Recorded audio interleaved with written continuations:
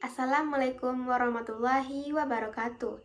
Perkenalkan, nama saya Wivia Amelia Rossi dengan NIM 21042095 dari jurusan Ilmu Administrasi Negara. Di video ini, saya akan mempresentasikan mengenai materi 5, yaitu mengenai ketentuan dan pelaksanaan land reform di Indonesia. Definisi land reform. Land reform dalam arti sempit berupa penataan ulang struktur penguasaan dan pemilikan tanah, merupakan bagian pokok dalam konsep reforma agraria atau agraria reform.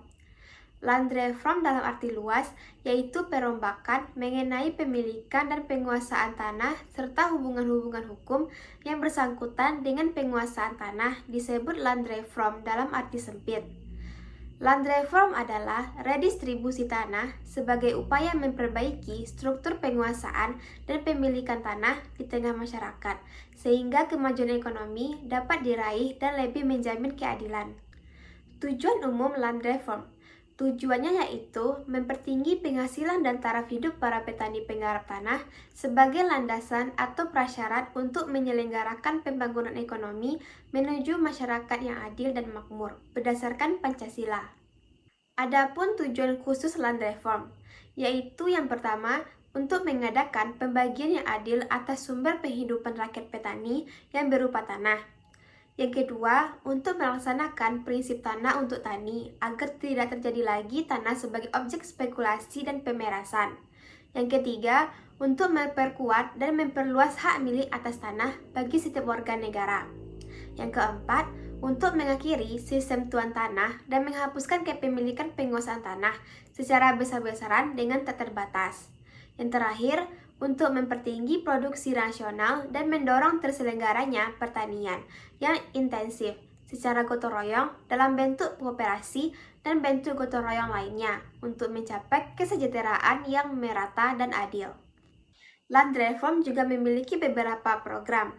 Yang pertama, larangan untuk menguasai tanah pertanian yang melampaui batas. Yang kedua, larangan memiliki tanah secara absente. Yang ketiga, redistribusi tanah-tanah kelebihan dari batas maksimum, tanah-tanah yang terkena absente, tanah bekas swapraja. Yang keempat, pengaturan soal pengembalian dan penembusan tanah-tanah pertanian yang digadaikan. Yang kelima, pengaturan kembali perjanjian bagi hasil tanah pertanian. Yang keenam, penetapan batas maksimum pemilikan tanah pertanian disertai larangan untuk melakukan perbuatan yang mengakibatkan pemecahan pemilikan tanah-tanah pertanian menjadi bagian-bagian yang terlampau kecil. Selanjutnya, aparatur penyelenggara land reform. Aparatur yang pertama yaitu panitia land reform. Penyelenggara land reform dianggap bukan hanya tugas Departemen Agraria, melainkan menyangkut pula bidang berbagai instansi lain. Pelaksanaannya pun memerlukan keikutsertaan masyarakat, khususnya dari kalangan tani.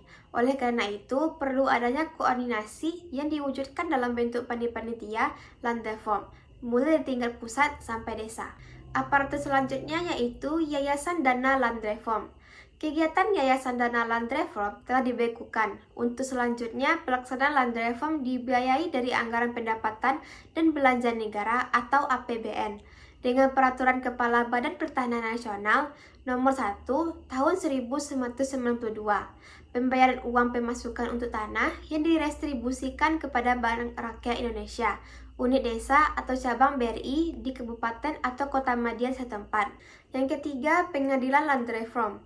Perkara-perkara yang timbul dalam melaksanakan peraturan-peraturan land reform perlu mendapat penyelesaian cepat agar pelaksanaan land reform tidak menjadi terhambat karenanya. Perkara-perkara land reform mempunyai sifat-sifat khusus, maka itu dianggap perlu adanya badan pengadilan tersendiri dengan susunan, kekuasaan, dan acara yang khusus pula, yaitu pengadilan yang disebut pengadilan land reform. Asas-asas land reform. Yang pertama, asas penghapusan tuan-tuan tanah besar. Yang kedua, asas pembatasan luas maksimum dan minimum tanah. Yang ketiga, asas larangan pemerasan orang oleh orang lain.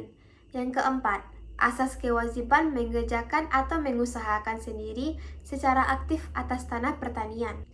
Adapun landasan hukum land reform. Yang pertama, landasan ideal, yaitu Pancasila.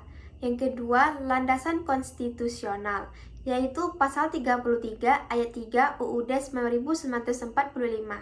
Yang ketiga, landasan operasional. A. Pasal 10 dan 53 UU PA. B. UU nomor 1 tahun 1958 dalam PP nomor 18 tahun 1958 tentang penghapusan tanah partikelir dan eigendom.